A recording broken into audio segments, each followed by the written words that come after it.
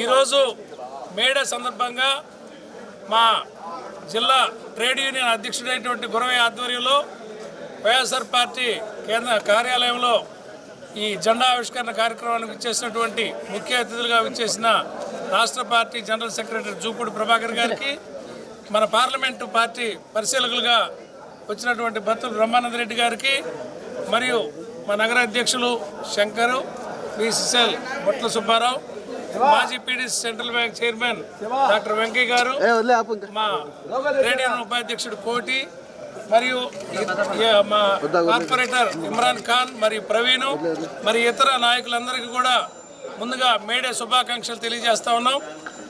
ఈరోజు జగన్మోహన్ రెడ్డి గారు కార్మికుల పట్ల, కర్షకుల పట్ల మా వైఎస్ఆర్ పార్టీకి ఒక అంకితభావం ఉంది. మేము మా పార్టీ మొదటి నుండి కూడా శ్రామికులకి, కష్టజీవులకి, కర్షకులకి, పేద వర్గాలకి అండగా నిలిచే పార్టీ.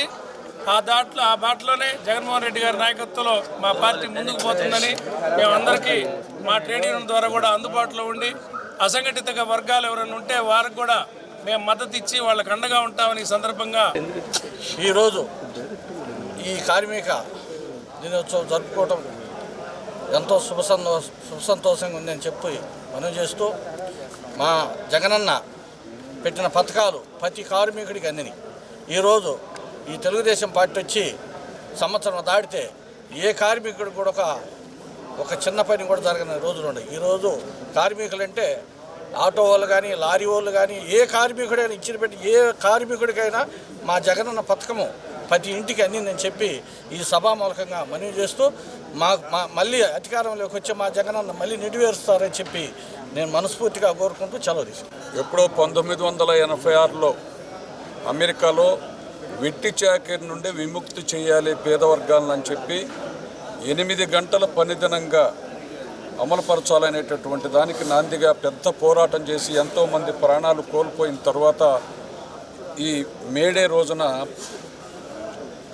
8 గంటల పని దినాలకు నిర్ణయించడం జరిగింది. అంటే వెట్టి చాకిరి నుండి పేద వర్గాల వాళ్ళను నిర్మూలించడం జరిగింది. చేసినటువంటి పనికి సక్రమమైనటువంటి వృత్తి ఇవ్వాలనేటటువంటి ఆలోచన కూడా వచ్చింది. అయితే అక్కడ నుండి దాదాపుగా 100 సంవత్సరాల పాటు గడిచిన తర్వాత ఈ రోజున వైఎస్ఆర్ కాంగ్రెస్ పార్టీ వ్యవస్థాపక అధ్యక్షులైనటువంటి మాజీ ముఖ్యమంత్రి జగన్మోహన్ రెడ్డి గారి నాయకత్వంలో కేవలం పేద వర్గాలకు 8 గంటలకు పని మాత్రమే కాదు, పేదవర్గాలుగా ఉండి నిత్యం కష్టం చేసి చెమటోడ్చి కుటుంబాలను పోషించుకునేటటువంటి వారికి కూడా రాజ్యాధికారంలో స్థానం కల్పించవలసినటువంటి అవసరం ఉందని చెప్పి భారతదేశ చరిత్రలో గుర్తించినటువంటి ఏకైక నాయకుడు వైఎస్ జగన్మోహన్ రెడ్డి గారు.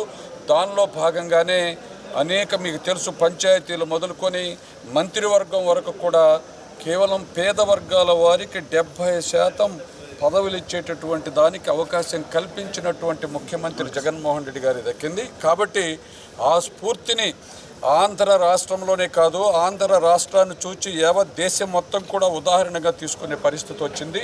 ఈ పేద వర్గాలకు ఇచ్చినటువంటి చేయూత, ముఖ్యంగా కార్మిక వర్గాలకు ఇవ్వవలసినటువంటి చేయూతను అది ఒక ఆదర్శప్రాయమైనటువంటి పాలనగా అందించినటువంటి జగన్మోహన్ రెడ్డి గారి స్ఫూర్తే శాశ్వతపరిచేటటువంటి విధంగా పనిచేస్తుంది YSR Congress party.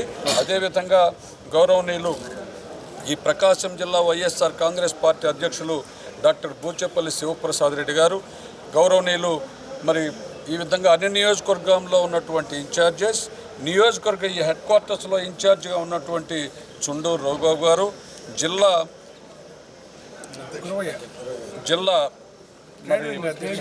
Trade union అధ్యక్షులు గురవయ్య గారు, టౌన్ పార్టీ అధ్యక్షులు శంకర్ గారు, అందరూ కూడా ఏకోన్ముఖంగా కార్మిక అభివృద్ధికి కృషి చేస్తున్నటువంటి వారికి కూడా హృదయపూర్వక అభినందనలు తెలియపరుస్తాం.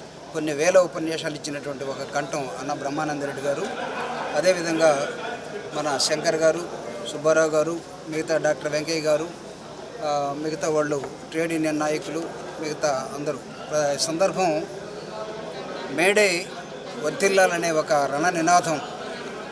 ఇది ప్రపంచ కార్మికుల్ని ఆయా సంస్థల్లో, ఫ్యాక్టరీల్లో లేకపోతే కర్మాగారాల్లో, లేకపోతే పొలాల్లో వ్యవసాయ కూలీలుగా ఉన్నటువంటి వాళ్ళని భాగస్వామ్యపరచడం, మేనేజ్మెంట్ తోటి భాగస్వామ్యపరచడం ప్రధానంగా మేడే ఉద్దేశం.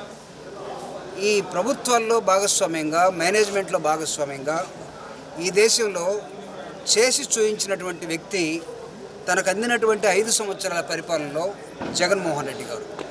తను ఏ దృక్పథం అయితే ఈరోజు మనం మావోని గురించి మాట్లాడుకున్నా, లెనిన్ గురించి మాట్లాడుకున్నా, కార్మిక హక్కుల్ని ప్రపంచవ్యాప్తంగా మాట్లాడుకున్నా, కార్మిక వర్గానికి పారిశ్రామిక విధానంలో వాళ్ళ వంతు వాళ్ళకు ఉండాలి, పని గంటలతో పాటు వాళ్ళకి రావాల్సిన హక్కులన్నీ కూడా వీటన్నిటిని ఏర్పాటు చేసిన భారతదేశంలో చట్టంగా చేసిన డాక్టర్ బాబాసాహెబ్ అంబేద్కర్ గారు మహిళలకి, పేద వర్గాలకి, కార్మికులకి, పరిశ్రమల్లో పనిచేసే వాళ్ళకి వీళ్ళందరికీ కొన్ని హక్కులు ఉన్నాయి.